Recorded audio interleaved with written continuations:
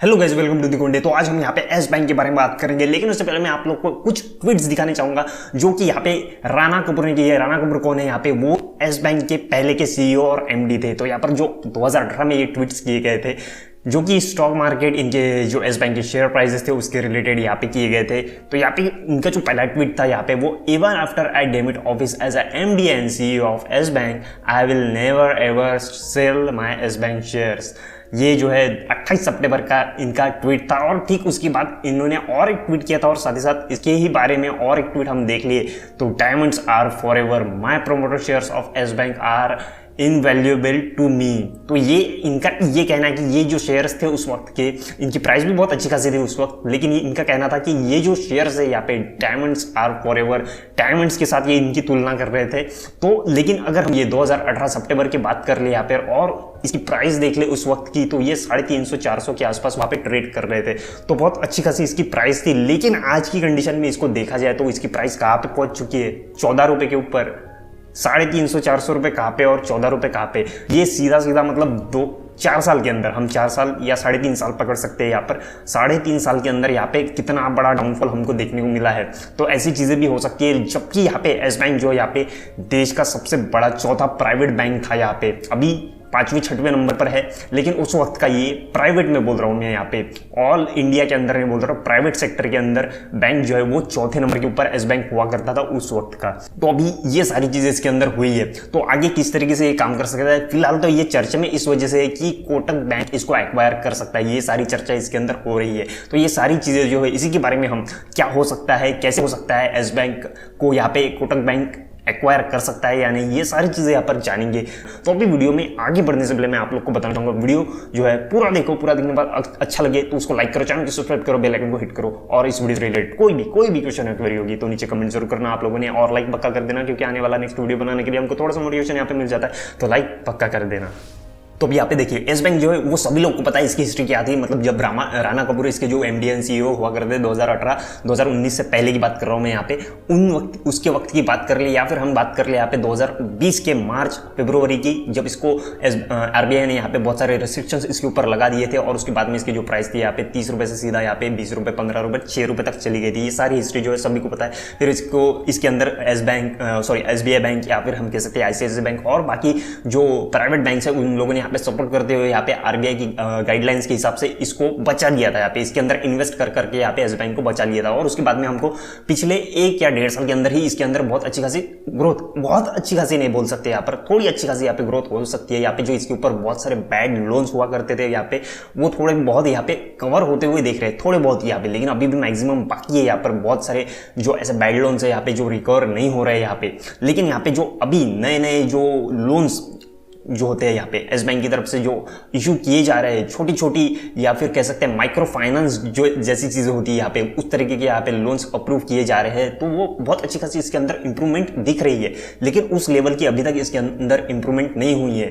जो कि अभी इसका जो एफपीओ भी आया था यहाँ पे एक 25 रुपए 26 रुपए के आसपास जब इसकी प्राइस हुआ करती थी यहाँ पे, जब एसबीआई ने, आईसीआईसीआई ने इसके अंदर इन्वेस्ट कर दिया था। उसके बाद में यहाँ पे एफपीओ आने के बाद इसकी प्राइस जो यहाँ पे 12 रुपए 13 रुपए के आसपास ही यहाँ पे बहुत ज्यादा ट्रेड कर रही है। तो सबसे पहली बात तो इसके अंदर जो है फिलहाल कोटक बैंक इंटरेस्ट है, ऐसा बहुत सारा न्यूज में हलचल यहाँ पे हो रही है कि कोटक बैंक जो है यहाँ पे फिलहाल इसके जो प्रोमोटर्स है कोई भी नहीं यहाँ पे जो एक डिसीजन ले सकते हैं, या फिर हम कह सकते हैं कि एक जो प्रोमोटर होते हैं यहाँ पे, वो ऐसी चीज यहाँ पे कोई भी नहीं है। एस बैंक के अंदर यहाँ पे बहुत ज्यादा यहाँ पे हम कह सकते हैं स्टेक्स जो है एसबीआई के है यहाँ पर 40% के आसपास इसने जो हिस्सेदारी है अपने नाम कर ली थी यहाँ पे। जब एस बैंक के यहाँ पे पूरे के पूरे यहाँ पे जो प्रोमोटर्स जो है यहाँ पे उनका नाम यहाँ से हटा दिया गया था, तब एस बैंक के अंदर यहाँ पे एसबीआई और यहाँ पे आईसीआईसीआई बैंक सबसे ज्यादा बड़े हिस्सेदार हुआ करते थे। लेकिन अभी जो कोटक बैंक है यहाँ पे उसकी भी इसके अंदर हिस्सेदारी है। हम आगे इन्वेस्टर्स पैटर्न जो है यहाँ पे शेयर होल्डिंग पैटर्न है उसके बारे में बात करेंगे यहाँ पे। लेकिन यहाँ पे अभी बात कर ले यहाँ पे कि कोटक बैंक इसके अंदर इंटरेस्टेड है या नहीं, तो ये बहुत सारी न्यूज में चल रही है। लेकिन यहाँ पे एस बैंक को एक जरूरत है कि इसको एक पेरेंट ऑर्गेनाइजेशन की बात कर ले या फिर पेरेंट कंपनी जो होती है उसकी बहुत ज्यादा जरूरत है, क्योंकि इसी वजह से यहाँ पे बहुत ज्यादा डिसीजंस की बात कर ले या फिर हम कह सकते हैं जो ग्रोथ की बात कर ले इसके अंदर बहुत ही कम देखने को मिल रही है। तो उसी वजह से अभी हम इसके थोड़ा प्राइवेट होने की भी बात कर ले यहाँ पे, कोई भी कोटक ही सिर्फ नहीं, कोटक ही नहीं, या फिर हम कह सकते हैं यहाँ पे एसबीआई हो या फिर आईसीआईसीआई हो या फिर एचडीएफसी हो, कोई भी कंपनी यहाँ पे, कोई भी बैंक हो यहाँ पे इसको एक्वायर कर ले और एक प्राइवेटाइजेशन की तरफ लेके चले। प्राइवेटाइजेशन का मतलब क्या होता है यहाँ पे कि प्रोमोटर्स जो होते हैं इसको होने चाहिए यहाँ पे।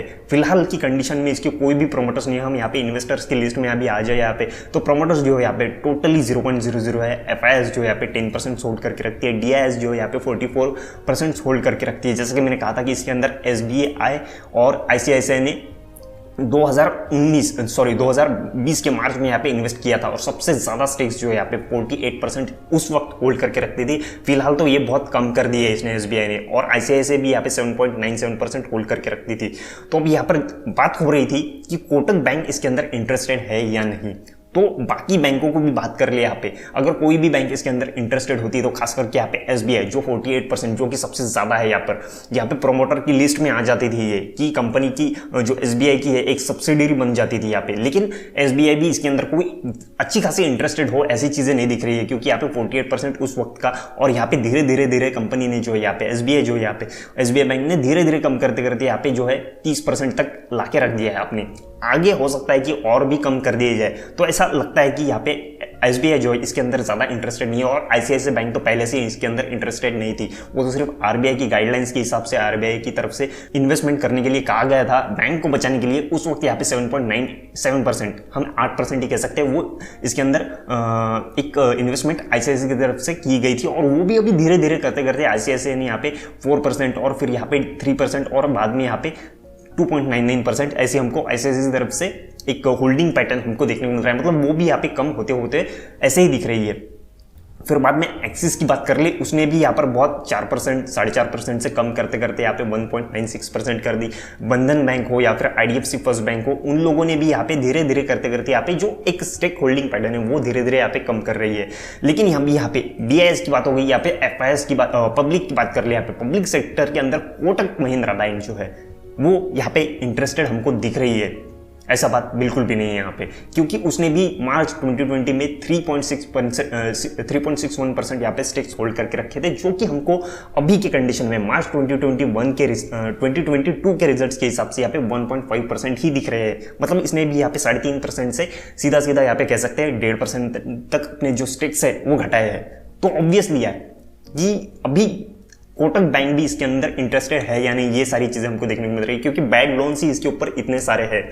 लेकिन एक बात ऐसी है कि प्राइवेट सेक्टर के अंदर यहाँ पे एक प्राइवेट बैंक कोई भी इसको एक्वायर कर ले, अपनी सब्सिडीज बना ले, एक प्रोमोटर ग्रुप यहाँ पे बन जाए, तो ये बहुत अच्छी बात हो सकती है इस बैंक के लिए, बहुत अच्छी खासी ग्रोथ इसके अंदर दिखा सकती है। लेकिन जब ये प्राइवेट हाथों में चली जाए, एक्चुअल जो स्टेक्स होते हैं यहाँ पे 50% के ऊपर की बात कर रहा हूँ मैं, यहाँ पे 50% ऊपर स्टेक्स यहाँ पे किसी के हाथ में चली जाए, तब ये बैंक जो है इसके ऊपर ध्यान दिया जा सकता है। जैसे कि हम यहाँ पे देख रहे हैं कुछ बैंक है जो डीआईएस है यहाँ पे वो थोड़े परसेंट स्टेक होल्ड करके रखती है, धीरे धीरे कम भी करते जा रही है इसके अंदर। तो इस वजह से यहाँ पे इसका मैनेजमेंट जो भले ही चेंज हो चुका हो, अच्छा खासा परफॉर्म कर रहा हो, लेकिन बैड लोन्स के मामले में अभी भी ये बैंक अभी भी बहुत ज़्यादा पीछे, बहुत ज़्यादा घाटे में दिख रही है। तो ये सारी चीज़ें इसके अंदर हो रही है।